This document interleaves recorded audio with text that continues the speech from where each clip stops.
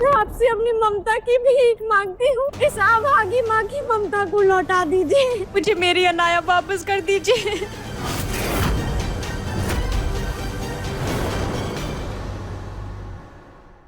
मुझे मेरा बच्चा वापस चाहिए। मुझे मेरी अनाया लौटा दीजिए। ये अनाया नहीं, गौरी है, गौरी।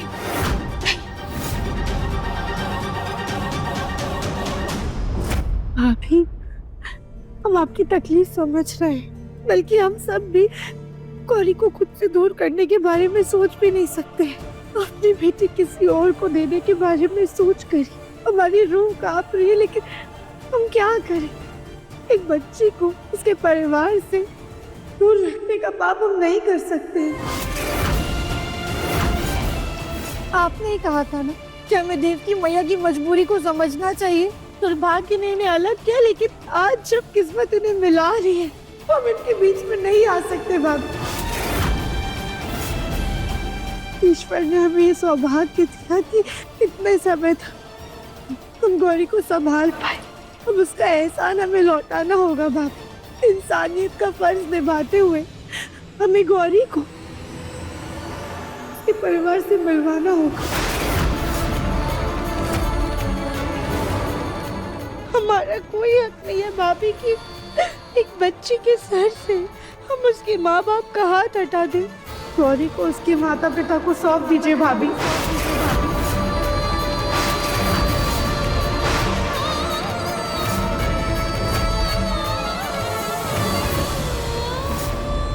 मेरा बच्चा मुझे दे दो। ये कैसी बातें कर रही हो तुम राधिका? गौरी बेटी है हमारी, माँ हो तुम उसकी। वो घर से चली जाएगी, तुम्हें कोई फर्क नहीं पड़ेगा। कैसी बात कर रहा है मुन्ना? कैसे फर्क नहीं पड़ता है राधिका को? अरे गौरी राधिका के कलेजे का टुकड़ा है, लेकिन राधिका इस वक्त स्वार्थी होकर तुम लोगों की तरह नहीं सोच रही है, बल्कि अपने स्वार्थ को नजरअंदाज करके सिर्फ और सिर्फ गौरी के बारे में सोच रही है। यही एक माँ का फर्ज होता है कि अपने बारे में ना सोचकर पहले अपने बच्चे की भलाई के बारे में सोचे। यही एक माँ का धर्म होता है बेटा।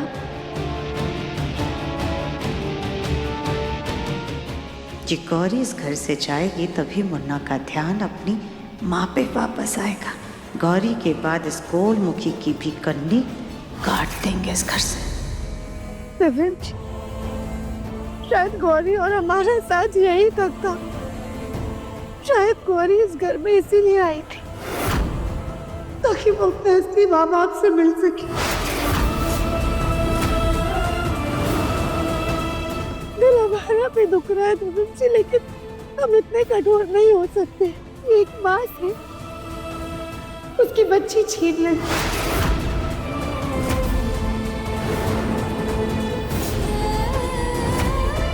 नहीं दिलरानी जी, हम गौरी को कहीं नहीं जाने दे सकते। हाँ राधिका बेटा, गौरी अब इस परिवार का हिस्सा बन चुकी है, उसे कैसे जाने दे?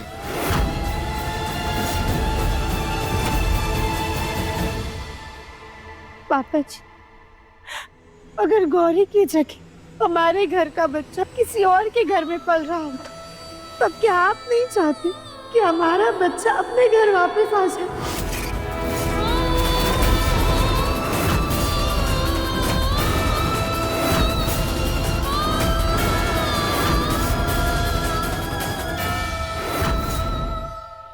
सास जी, आपकी आंखों के सामने सब तमाशा हो रहा है और आप चुपचाप खड़ी हैं। हमने आपसे बड़ा पत्थर दिल इंसान आज तक नहीं देखा। आज हम सबको सारा सच बता कर रहेंगे। ज्यादा भावनाओं में बहने की कोई जरूरत नहीं कली। जोश में आकर होश मत गवा देना। गलती से भी सच उगला तो बहुत भारी पड़ जाएगा कली बिटिया। अपनी बेटी को हमेशा के लिए खोने का पछतावा झेलने से बेहतर है हम चंद दिन अपने परिवार का गुस्सा झेल लें। भाभी, अब कुछ नहीं हो सकता है। किसी से कैसी भी बातचीत गौरी को यहाँ पर नहीं रोक सकती। कि भोलेनाथ की मर्जी है जो ये लोग घर पर आए। अब गौरी को उसकी असली माँ को सौंप दीजिए। नहीं राधिका, ये बिल्कुल सही नहीं कर रही तुम। दिव्यांश, हम पर भरोसा रखिए, हम जो कर रहे हैं बिल्कुल सही कर रहे हैं।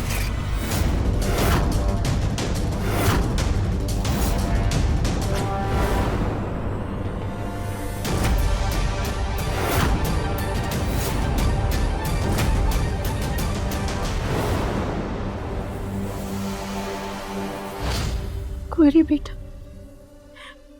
अपने नए परिवार के साथ खुश रहना।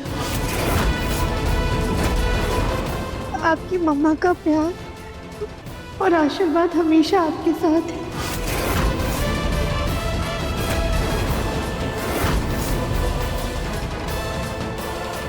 नहीं देवरानी जी, हम गौरी को किसी को नहीं देंगे, क्योंकि ये उनकी बच्ची नहीं है।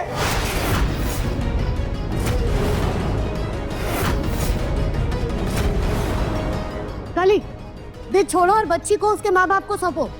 हाँ भाभी, इनके पास सारे सबूत है ये साबित करने के लिए कि गौरी इनकी ही बेटी है। ये सारे सबूत झूठे हैं, ये गौरी के माँ बाप नहीं है।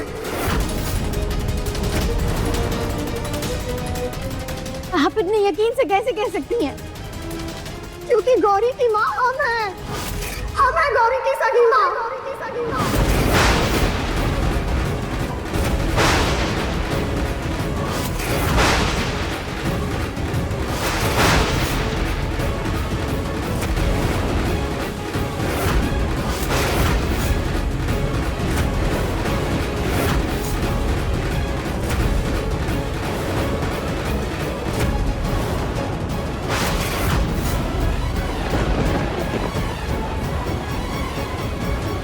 कली, तुम ये क्या कह रही हो? गोलू जी, आपके सर की कसम, ये लोग गौरी के माँ बाप नहीं है। गौरी हमारी और आपकी बेटी है।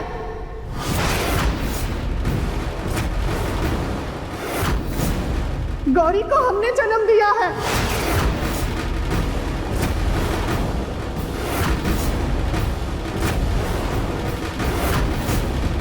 कली, ये क्या बकवास कर रही हो? बकवास नहीं दादी सास जी, 100% सच है। गौरी गोलू जी की ही बेटी है।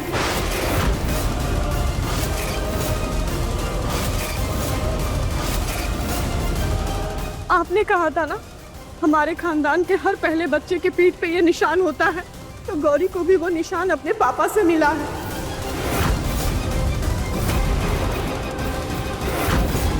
क्योंकि गौरी भी अपनी पीढ़ी की पहली संतान है।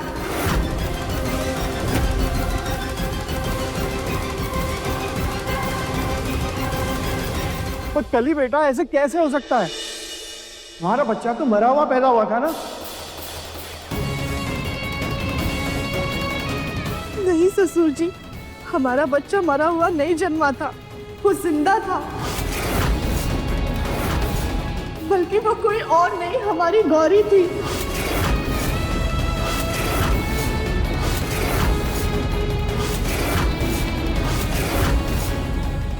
ये कली सब गुड़ गोबर कर देगी।